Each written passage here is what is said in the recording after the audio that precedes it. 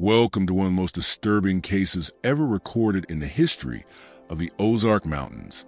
Before we begin, I invite you to leave a comment saying where you're watching from and the exact time you're listening to this narration. We are interested to know what places and what times of day or night these documented accounts reach. The year was 1908, when Thomas Holloway, a respected cartographer from Springfield, Missouri, ventured into the densely wooded hills of the Ozarks to survey uncharted territory for the United States Geological Survey. He was to spend 3 weeks mapping the region between Taney and Stone counties. It should have been a routine assignment for a man of his experience. The official report filed by the USGS in November of that year simply stated that Holloway failed to return from his expedition. His camp was found intact, his equipment undisturbed, his food supplies nearly full. Only Thomas himself was missing. What that report failed to mention was a journal found among his possessions, a leather-bound notebook containing entries that grew increasingly disturbed as the pages progressed. The journal was never included in any official documentation. According to records unearthed in 1963, it was considered unsuitable for public record by the agency's supervisor and subsequently sealed away in a regional archive in Jefferson City. The last person known to have seen Thomas Holloway alive was Elias Burkhart, proprietor of a general store in the small settlement of Garber, located at the foothills of the mountains. According to Burkhart's statement to local authorities, Holloway appeared perfectly composed and methodical as he purchased supplies for his journey. He mentioned planning to make camp near what locals called Stillwater Hollow, a remote valley approximately 12 miles northeast of Garber, known for its unusual quietness, even by Ozark standards. What follows is an account pieced together from Thomas Holloway's recovered journal, interviews with locals conducted in the aftermath of his disappearance, and regional newspaper archives from 1908 through 1912. Some details have been corroborated by Geological Survey records unsealed in 1963 after a Freedom of Information request filed by the Missouri Historical Society. The disappearance of Thomas Holloway might have remained just another forgotten tragedy in the backwoods of America, were it not for what happened to those who went looking for him. Thomas Holloway was 37 years old in 1908, a widower whose wife had succumbed to tuberculosis 3 years prior. He had no children. Colleagues described him as meticulous, reserved, and utterly devoted to his profession. His supervisor at the USGS, Dr. William Barrett, noted that Thomas had an almost unnatural ability to perceive geographical features others might miss. This talent made him especially valuable for surveying regions like the Ozarks, where the dense forest canopy and irregular limestone formations created mapping challenges.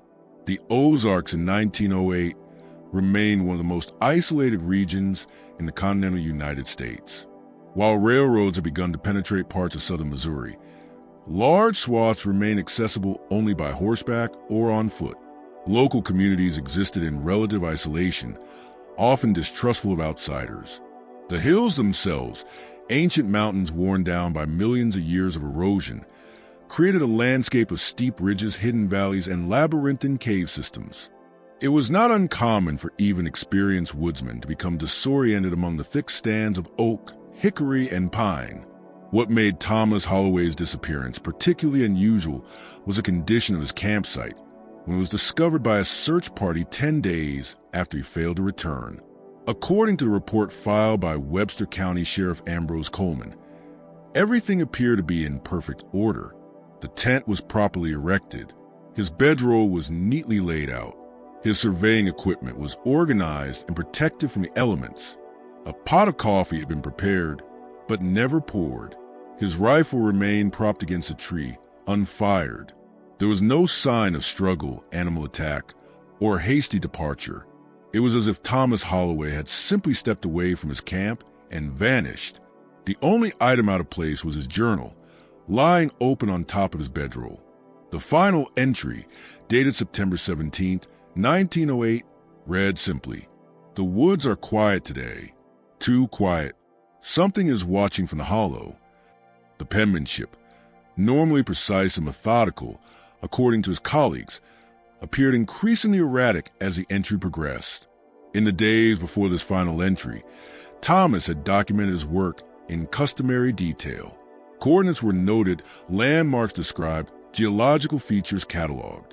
But beginning on September 12th, a subtle shift occurred in his writing. He began making notations about the unusual acoustic properties of the valley he was mapping.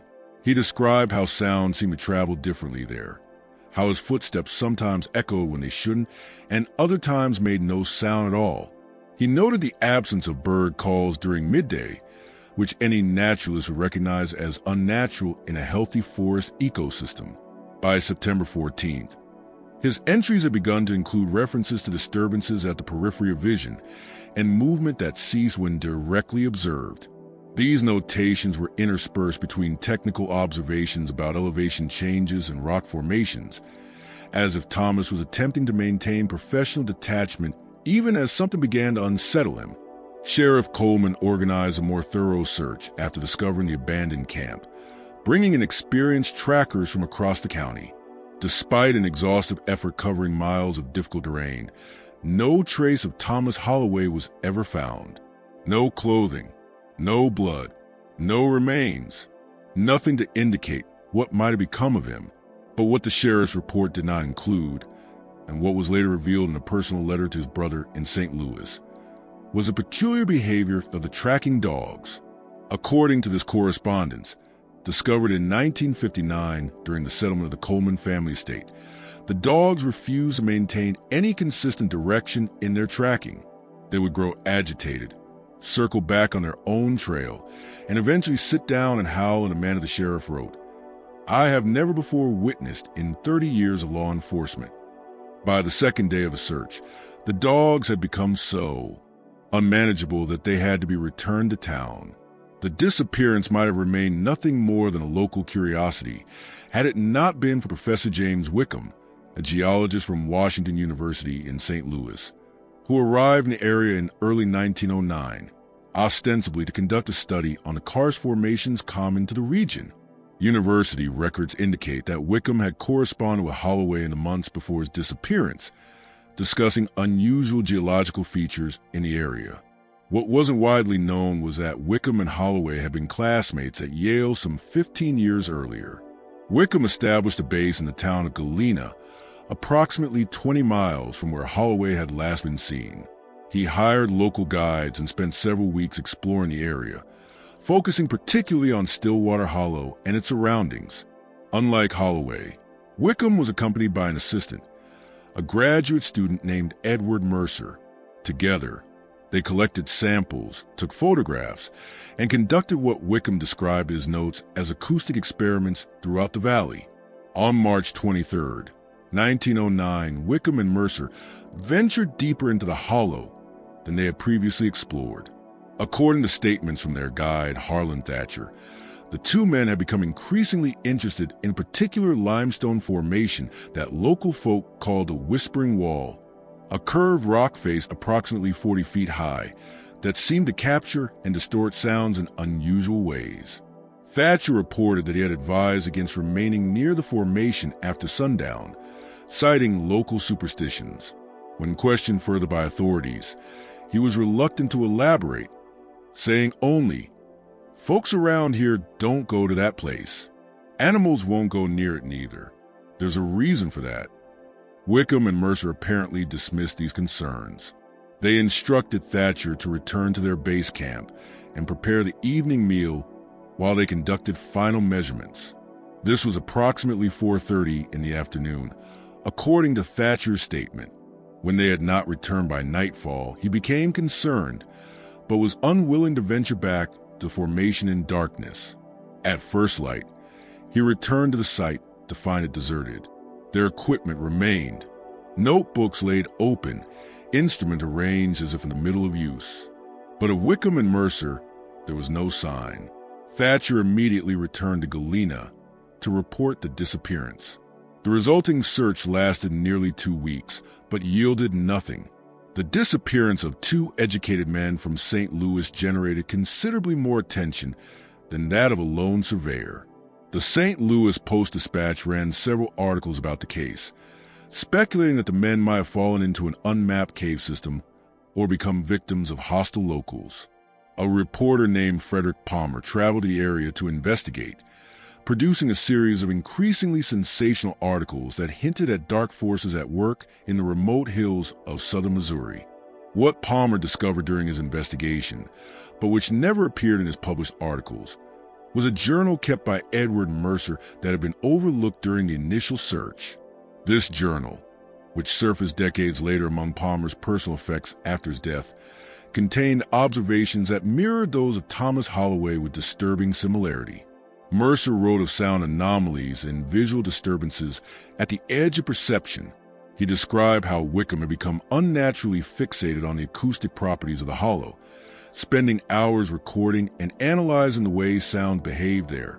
In an entry dated March 21st, just 2 days before their disappearance, Mercer wrote, "Professor W. insisted today that he heard voices emanating from the rock face.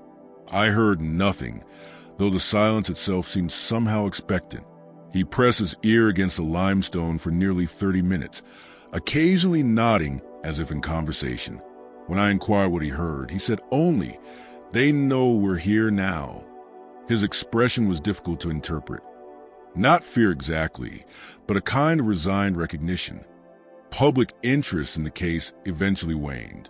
The university conducted its own investigation, but ultimately declared the disappearances a tragic accident, probably the result of a cavern collapse. Insurance payments were made to the families. Academic journals published respectful obituaries. The matter was considered closed. By late 1909, the events in Stillwater Hollow had largely faded from public consciousness. But among certain circles in the Ozarks, the disappearances had only deepened an existing wariness about that particular region. Local residents, never particularly forthcoming with outsiders to begin with, became even more reticent about discussing the hollow. Hunters avoided it. Trappers circled around it. Timber companies, beginning to exploit the region's forests, mysteriously excluded that valley from their cutting plans. Despite the mature hardwoods that grew there, it might have remained that way indefinitely had Carl Denman not developed an interest in the case. Denman was a private investigator from Kansas City who had earned a reputation for solving unusual disappearances throughout the Midwest. In the spring of 1910, he was hired by Elizabeth Wickham, the professor's sister, who remained unsatisfied with the official explanation for her brother's disappearance. Denman arrived in Stone County in April that year and spent several weeks interviewing locals, reviewing official reports, and gradually piecing together the events surrounding both disappearances.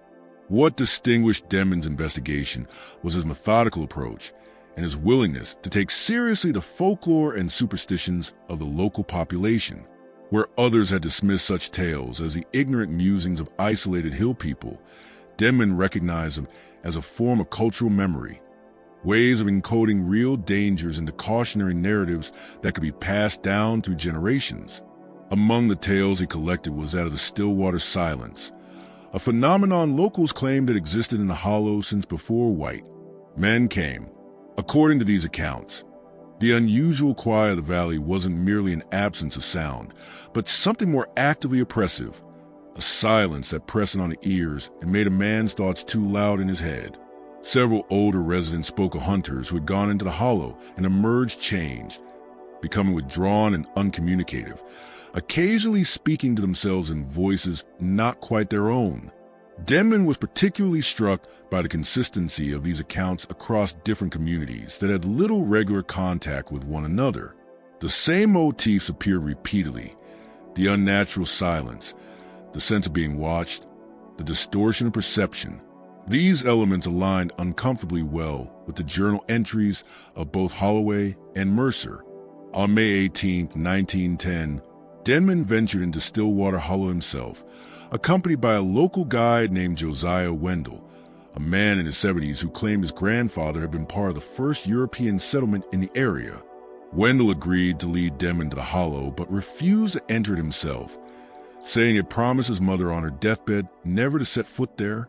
Unlike previous investigators, Denman carried with him an Edison phonograph. intending to record the acoustic anomalies described in the journals. He set up his equipment at the edge of the hollow, while Wendell waited at a distance.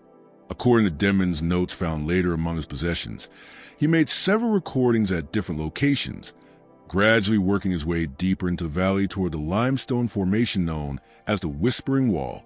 What happened next is known only through fragmented evidence. Wendell reported that, after waiting several hours for Denman to return, he heard a single gunshot echo through the forest. Concerned but unwilling to enter the hollow, he returned to the nearest settlement for help. A search party was organized, but a sudden, violent storm delayed their departure until the following morning. When they finally reached the hollow, they found Denman's equipment scattered near the base of the Whispering Wall. His phonograph was damaged, the cylinder recordings missing. His notebook lay open, the final entry trailing off mid-sentence. The recovered recordings, when played back, contained something beneath the ambient forest sounds, a rhythmic pattern that resembled speech, though in no language anyone could identify. The locals may have been right about this place. There is something here. Denman himself was discovered approximately 200 yards from the site, standing perfectly still in a small clearing. According to the statements of those who found him, he was unresponsive to their calls, staring fixedly at a point in empty air. When they approached, he did not react. When they took his arm, he moved compliantly but did not speak or acknowledge their presence in any way. This state of unresponsiveness continued after Denman was brought back to town.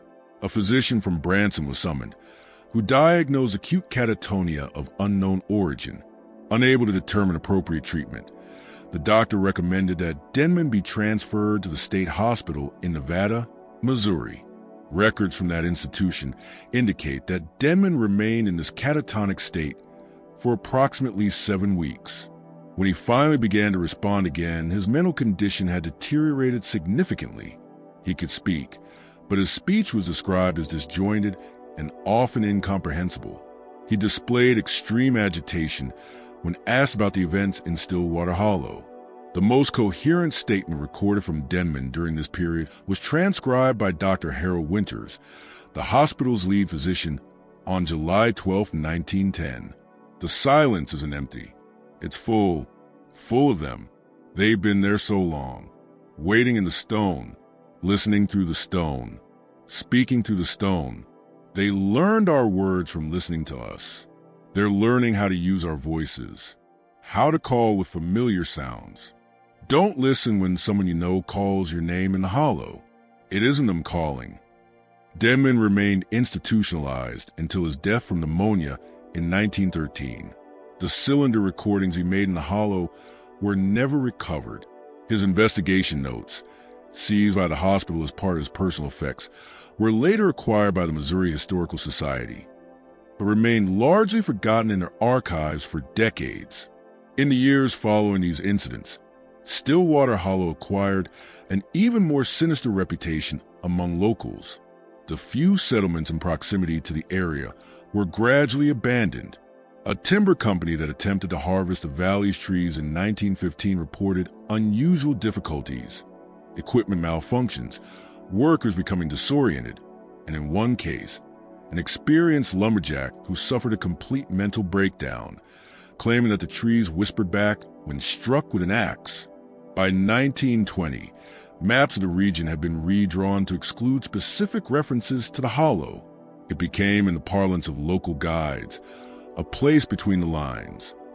Those who needed to know about it knew. Those who didn't were directed elsewhere. The disappearances of Holloway, Wickham, and Mercer faded into local legend, occasionally revived as cautionary tales told around campfires, but rarely discussed in daylight. This deliberate obscurity might explain why the hollow avoided scientific scrutiny for several decades. It wasn't until 1947 that the area again attracted outside attention, when Dr. Raymond Foster, an acoustical engineer from the University of Arkansas, learned of the site while conducting a study on natural amphitheaters in the Ozark region. Foster's interest was purely scientific. He specialized in the study of unusual acoustic phenomena and had published several papers on naturally occurring sound anomalies throughout North America. Unlike his predecessors, Foster approached the Hollow with comprehensive equipment and a team of 3 assistants.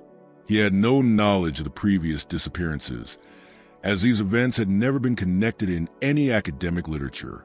To Foster, the local reluctance to discuss the area was merely an anthropological curiosity, an example of the insular nature of rural communities. The Foster expedition arrived in the region in June 1947 and established a base camp approximately 3 miles from Stillwater Hollow. Their presence generated considerable discomfort among the local population. According to Foster's notes, they encountered unexpected difficulty in hiring guides, and those who eventually agreed to work with them refused to enter the hollow itself or to remain in the area after sundown. Foster and his team spent 2 weeks conducting detailed acoustic tests throughout the valley, with particular focus on a limestone formation earlier investigators had called the Whispering Wall. Their findings, while never published in any peer-reviewed journal, were preserved in Foster's field notes, later donated to University of Arkansas archives by his widow in 1964. These notes describe several phenomena that defy conventional acoustic principles. The hollow exhibited what Foster termed selective frequency absorption. Certain sound frequencies disappeared entirely when projected within the valley, while others were amplified beyond normal parameters. Most unusual was his documentation of what he called delayed acoustic returns, sounds that echoed back significantly later than physics would predict, sometimes minutes after the original sound had been produced. Foster's notes from June 24th contained this observation. The limestone formation appears to possess resonant qualities unlike any natural structure previously documented. When struck with a tuning hammer, it produces overtones that seem to originate from within the rock itself rather than from its surface. Frequency analysis shows patterns that almost resemble vocalization, as if the rock were attempting to mimic the sounds directed at it. Matthews, one of his assistants, suggested, in jest, Foster assumed that they were teaching it to speak. The notion was absurd, of course, but it captured the uncanny sensation one experiences when working with this formation. By July 1st, Foster's notes had taken on a markedly different tone. His scientific detachment gave way to more subjective observations. He wrote of persistent auditory phenomena experienced by the team during quiet periods, whispers at the edge of perception that could not be captured by their recording equipment. He noted that 2 of his assistants had begun to experience insomnia and unusual dreams in which they reported conversations with individuals who were not physically present. Foster himself admitted to becoming unusually fixated on the acoustic properties of the hollow, often returning to the site alone in the early morning hours when the forest was at its quietest. During these solitary excursions, he conducted what he described as perception experiments, sitting motionless for hours, listening to the silence.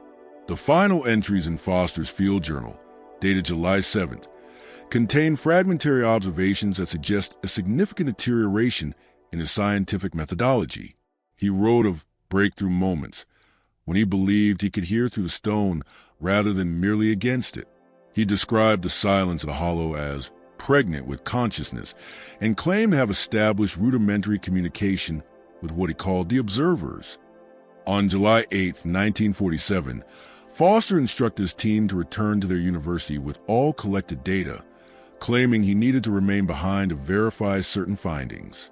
He assured them he would follow within the week.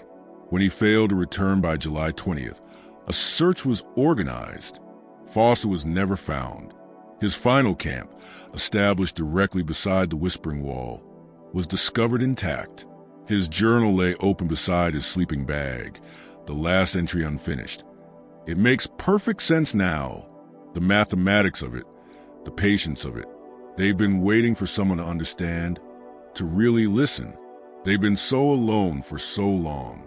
I can hear them clearly now, not just with my ears, but with... The university classified Foster's disappearance as an accident, probably the result of disorientation in the difficult terrain. His research materials were archived. His acoustical findings, deemed inconclusive and methodologically unsound in the final assessment, were never published. The hollow returned to its state of deliberate obscurity. By the mid-1950s, the region around Stillwater Hollow had become part of the Mark Twain National Forest, placing it under federal management. Forestry Service maps from this period show the area marked simply as unstable terrain. Survey incomplete, effectively discouraging casual visitation. Park rangers assigned to the district reportedly received unofficial instructions to direct hikers and campers away from the area, citing concerns about dangerous sinkholes and unstable limestone formations. It might have remained this way indefinitely had Marion Ledbetter not developed an interest in the historical disappearances associated with the region. Ledbetter was a graduate student in anthropology at the University of Missouri, researching Ozark folklore for his doctoral dissertation. In 1962, while examining county historical records, he discovered references to the disappearance of Thomas Holloway. Further research led him to connections with the Whiteham Mercer case and eventually to Carl Deming's investigation. Ledbetter was a methodical researcher, spending nearly a year assembling documentation before ever visiting the site itself. He filed Freedom of Information Act requests for sealed records, corresponded with historical societies, and interviewed elderly residents who still remember the events. Gradually, he pieced together the pattern of disappearances and unusual phenomena associated with Stillwater Hollow. Unlike previous investigators, Ledbetter approached the Hollow with full knowledge of its history. He was aware of the fate of those who had gone before him. In a letter to his faculty advisor dated April 1963, he wrote, "There's a clear pattern to these events that cannot be dismissed as coincidence. Each investigator has followed a similar trajectory: initial scientific curiosity, giving way to obsession, followed by behavioral changes and ultimately disappearance or psychological breakdown. The consistency suggests either a genuine phenomenon worthy of serious study or an elaborate form of regional psychosis that has perpetuated itself across generations. Either possibility merits thorough investigation." Ledbetter entered Stillwater Hollow on June 12, 1963, accompanied by two fellow graduate students who were fully briefed on the site's history. They carried modern recording equipment, cameras, and geological sampling tools. They established strict protocols to maintain objectivity and agreed to depart immediately if any team member began experiencing unusual psychological symptoms. For the first 3 days, their research proceeded without incident. They documented the acoustic properties of the hollow, confirmed some of Foster's findings regarding sound anomalies, and mapped the exact dimensions of the Whispering Wall. Their recordings captured nothing unusual beyond what could be explained by natural acoustic principles. Ledbetter noted in his journal that many of the phenomena reported by earlier investigators might simply be the result of suggestion and isolation, the human mind's tendency to impose patterns on random stimuli when placed in unfamiliar environments. On the fourth day, however, the team's photographer, David Summers, reported hearing what he described as voices in the static when reviewing audio recordings from a previous night. Ledbetter and the third team member, William Cartwright, could not detect the voices Summers claimed to hear, even when the recordings were amplified and filtered. This disagreement created tension within the group. According to Ledbetter's notes, Summers became increasingly insistent, eventually spending hours listening to the recordings with headphones, making timestamps of moments when he claimed the voices were clearest. By the sixth day, Summers had stopped participating in the team's research activities, instead sitting near the Whispering Wall for extended periods, pressing a microphone against different points on the limestone surface. When questioned about his behavior, he reportedly became defensive, claiming that Ledbetter and Cartwright were missing something important because they weren't really listening. Concerned by these developments and mindful of the historical pattern, Ledbetter made the decision to terminate the expedition. Summers initially refused to leave, resulting in a heated argument that Cartwright documented in his personal journal. Eventually, Summers was persuaded to depart, though he insisted on keeping copies of all audio recordings for further analysis. Upon returning to the university, Ledbetter documented the expedition thoroughly, noting his concerns about Summers' behavior as potentially consistent with the psychological effects reported in previous investigations. He recommended that any future research at the site be conducted under strict psychological oversight with regular evaluation of all participants. Summers, meanwhile, withdrew from his graduate program 2 weeks after returning from the Hollow. He took a position as a sound engineer at a radio station in Springfield, where colleagues later described his increasing preoccupation with background noise and subliminal communications. In January 1964, he abruptly quit his job and returned to the Ozarks.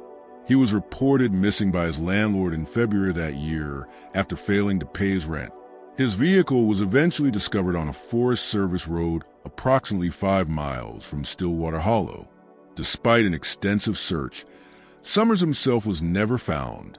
This development profoundly affected Ledbetter, who had begun organizing his research for publication. He immediately suspended his work and instead compiled all his findings into a comprehensive report that he submitted to both the University of Missouri and the United States Forestry Service. In this document, titled Acoustic Anomalies and Psychological Effects in Stillwater Hollow, a recommendation for restricted access, Ledbetter outlined the full history of incidents associated with the site and formally recommended that the area be declared off-limits to research and recreation. The Forestry Service, perhaps recognizing the liability implications, if nothing else, quietly implemented these recommendations. By 1965, the Hollow had been officially designated a research natural area, a classification that severely restricted access without explicitly acknowledging any unusual phenomena. Academic interest in the site gradually waned. Ledbetter himself abandoned his dissertation topic, eventually completing his PhD with a study of Appalachian folk medicine traditions instead. The most recent documented incident associated with Stillwater Hollow occurred in the autumn of 1968. Bradley Compton, a freelance journalist who had read Ledbetter's report during a research visit to University of Missouri archives, became fascinated by the Hollow's history. Without seeking official permission, he entered the restricted area in late September, carrying portable recording equipment and a camera. Compton had informed his editor at the Kansas City Star of his plans, promising an expose on either a genuine scientific mystery or a remarkable case of regional mass delusion. He estimated the investigation would take approximately 1 week. When 3 weeks passed without communication, his editor contacted authorities. A search was organized but yielded no trace of Compton. His campsite was never located. His car, found parked at a trailhead several miles from the Hollow, contained only his travel bags and a notebook outlining his intended research methodology. The disappearance generated brief media attention, but was ultimately attributed to misadventure in difficult terrain. Few connections were made to the Hollow's historical pattern, as most of those records remained either sealed or scattered across different institutional archives. The Kansas City Star published a short obituary in December 1968, noting that Compton was presumed deceased after disappearing while on assignment in southern Missouri. What wasn't publicized was a package that arrived at the newspaper offices in November that year, postmarked from Springfield, Missouri. It contained Compton's audio recordings and a handwritten note. The recordings themselves, according to the editor who received them, contained nothing but forest ambience and occasional equipment noise. The note, in what handwriting experts later confirmed was Compton's, contained just 3 sentences. It's not in the recordings. It never has been. You have to be there to hear it.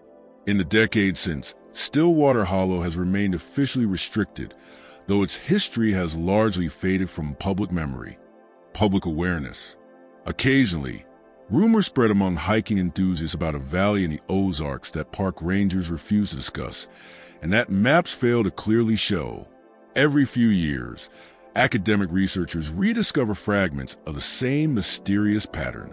A reference to Holloway's disappearance here inspires an acoustic study there, yet the full story remains scattered across archives, institutions, and local historical societies. What few people know is that in 1973, the United States Geological Survey carried out a classified investigation of the Hollow's limestone formations. Conducted under the cover of a mineral resource evaluation, The study was actually prompted by the Defense Department's interest in naturally occurring acoustic anomalies for possible surveillance technology. The research team operated under strict protocols. Exposure to the site was limited to 4 hours per person per day, followed by mandatory psychological evaluations. Their findings, partially declassified in 1997 under a FOIA request, described the limestone of the Whispering Wall as structurally unique, containing unusual crystalline formations that resonated at specific frequencies. The report drew no firm conclusions but strongly advised against further research, citing unpredictable environmental factors that could endanger both research integrity and personnel safety. Notably, the declassified sections made no mention of the team's audio recordings.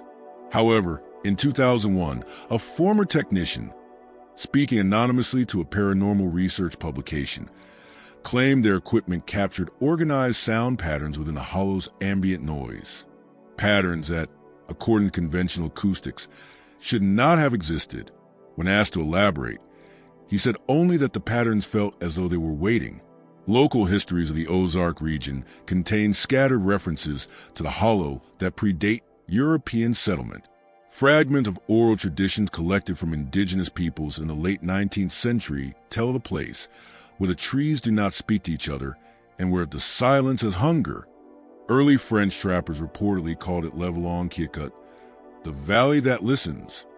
The earliest documented European account appears in the 1823 journal of a Methodist circuit rider named Ezekiel Harmon, who traveled throughout southern Missouri.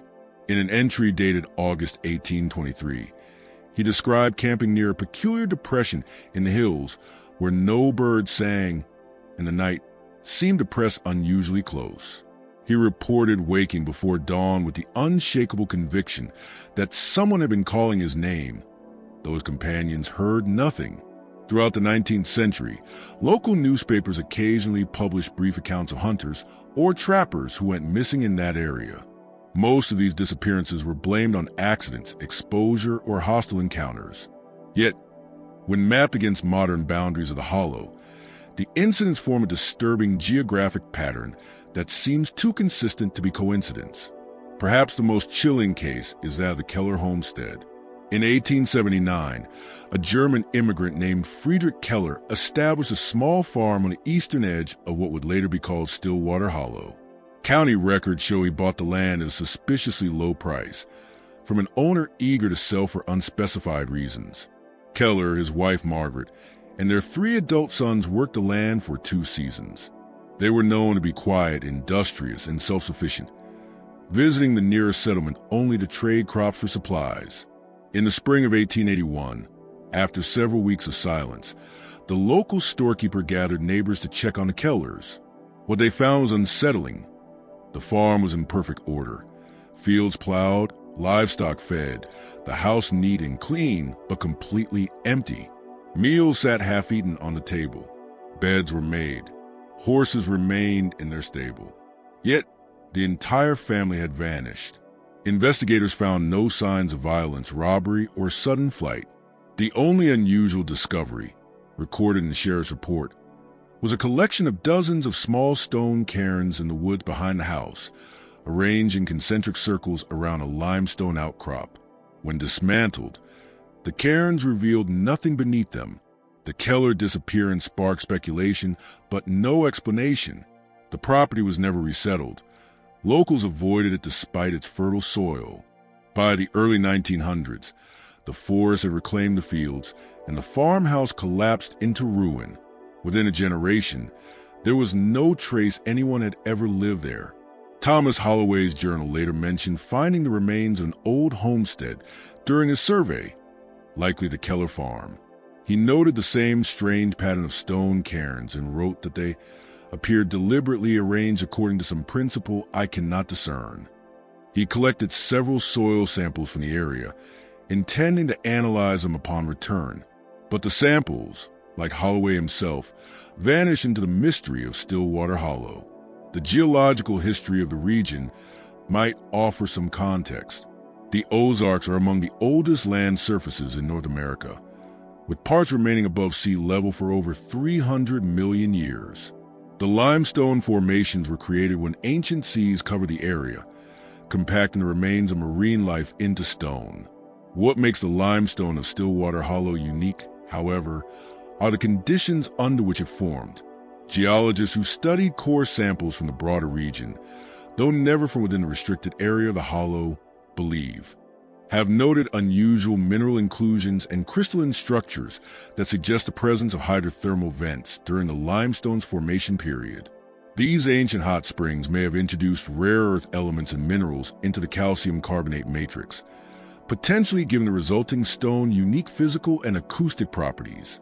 One speculative theory, proposed by a geophysicist in a 1995 paper that made indirect references to the hollow, without naming it, suggested that certain crystalline structures might be capable of storing and releasing vibrational energy in ways not yet understood by conventional physics. The scientific community largely dismissed the paper, and its author later disavowed it, claiming his ideas have been misinterpreted and that he had never intended to suggest anything beyond normal geological processes. Local folklore, meanwhile, provides its own explanations. One long-standing legend, documented by folklorists in the early 20th century, tells of a tribal shaman who, centuries before European contact, sought to communicate with what lies beneath the world through rituals performed in the hollow. According to the story, the shaman succeeded, but was unprepared for what answered.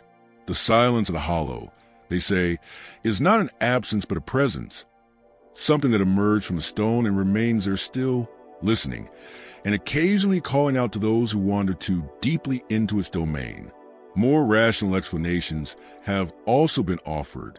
The hollow's unusual acoustic behavior might result from rare atmospheric and geological conditions, temperature inversions, air density fluctuations, and the shape of the limestone walls creating what acousticians call sonic anomalies. The psychological symptoms reported by visitors, feelings of dread, confusion, and hallucinations, could be caused by low-frequency infrasound, which scientific studies have shown can trigger anxiety, disorientation, and even visual disturbances in humans.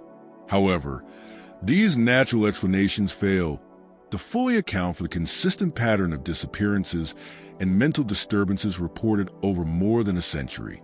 If ordinary geological or atmospheric causes were responsible, similar effects would be documented at other comparable sites. The specificity of Stillwater Hollow's influence suggests something truly unique about that location. In 1975, Dr. Rebecca Lansing, a researcher from the University of Colorado, attempted to compile a comprehensive timeline of incidents connected to Stillwater Hollow. Drawing from both official records and oral histories, her unpublished research, preserved only in the university's archives, identified at least 27 documented disappearances between 1823 and 1968, along with numerous reports of severe personality changes among individuals who spent time in the hollow but returned physically unharmed. Lansing's work was abruptly halted when the university discontinued funding, citing budget cuts. In a letter to a colleague, later found among her personal papers, she expressed frustration, writing that she had begun to detect disturbing temporal patterns in the hollow's activity. She noted, "The incidents appear to cluster in roughly 30-year cycles, with periods of relative calm between. If this pattern holds, the hollow is entering another active phase." Shortly afterward, Lansing relocated to California and refused to discuss her findings again. Yet her private notes mention recurring dreams of voices within the stone, calling her back to the hollow. Her final written comment read, "Some things once known cannot be unknown. Some places, once they know you, never forget." After 1968, the historical record grows increasingly fragmented. The area's designation as a restricted research zone effectively silenced further official documentation. Sparse references appear only in Forestry Service incident reports. Accounts of rangers finding hikers disoriented or inexplicably anxious after straying near the unmarked boundaries of the hollow. Internal memos stress the need to maintain and occasionally reinforce warning signs about unstable terrain. What these reports omit are the stories that persist among locals, Families who have lived for generations in the surrounding Ozark communities continue to share private warnings, passed down like protective folklore. These tales seldom reach outsiders, as locals have learned their concerns are often dismissed as superstition or rural paranoia. One such account came from Walter Simmons, a lifelong Stone County resident and former hunting guide, who gave a rare interview to a folklorist in 1988. Then in his 70s, Simmons recalled an encounter in the autumn of 1977 when he led a group of deer hunters from Kansas City. According to his account, the group accidentally wandered close to the boundaries of Stillwater Hollow as dusk approached. "I knew exactly where we were," Simmons said, "and I knew we needed to turn back. But before I could say anything, one of the fellas stopped, tilted his head, and said, 'Did you hear that? Someone's calling my name.' None of the others heard a sound. The woods had fallen into that strange, heavy silence the locals knew well, like the air is too thick for sound to move." Simmons described how the man, ignoring everyone's protests, began walking toward the hollow, insisting he heard someone crying for help. "The way he was moving wasn't right," Simmons said. "It was like he was being pulled forward. His eyes were blank. We had to grab him and hold him back. 3 grown men to stop him. He fought hard, then suddenly went limp. When he came to, he had no memory of it. Said it felt like dreaming, but he couldn't remember what about." Simmons claimed such events happen from time to time, though they were rarely reported. "Folks around here know to stay clear," he said. "It's the outsiders who get themselves in trouble. Sometimes they listen to the warnings. Sometimes they don't. The ones who don't, well, not all of them come back out." The formal scientific interest in Stillwater Hollow began to fade in the decades following the 1973 USGS study. This decline may have been due to the Forestry Service's access restrictions, or perhaps because of the hollow's dark reputation among researchers.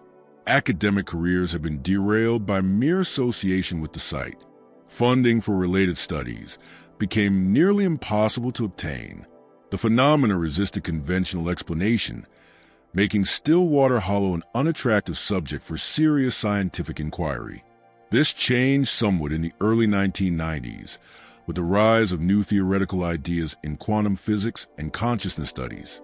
Dr. Malcolm Blackwood, a theoretical physicist at MIT with an unorthodox interest in what he called anomalous consciousness environment interactions, became aware of the hollow while reviewing declassified government research on acoustic phenomena. Blackwood's approach was notably cautious.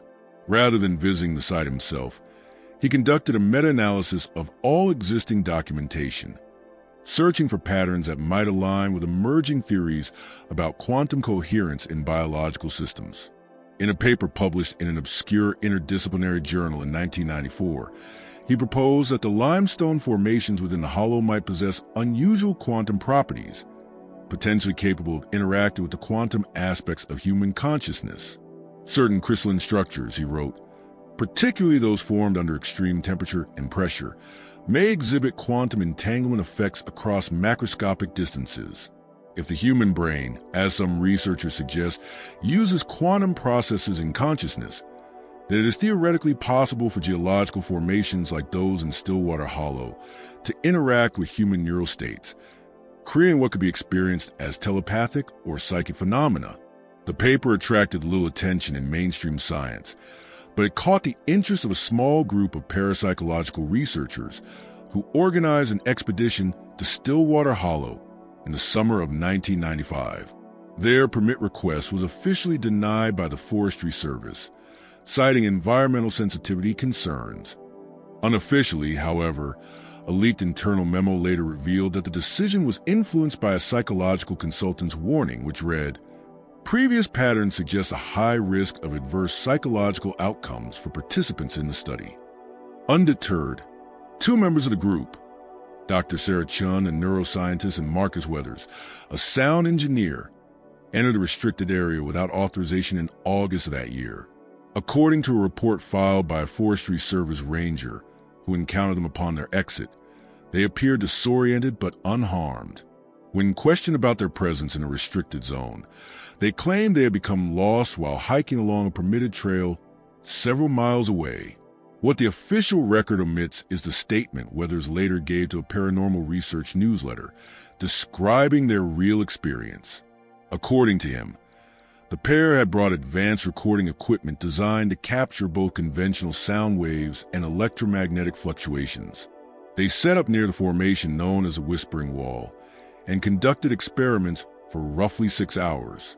The data we collected was unlike anything I've encountered in 20 years of acoustic research, Weathers wrote. The frequency distributions showed patterns that simply shouldn't occur in nature.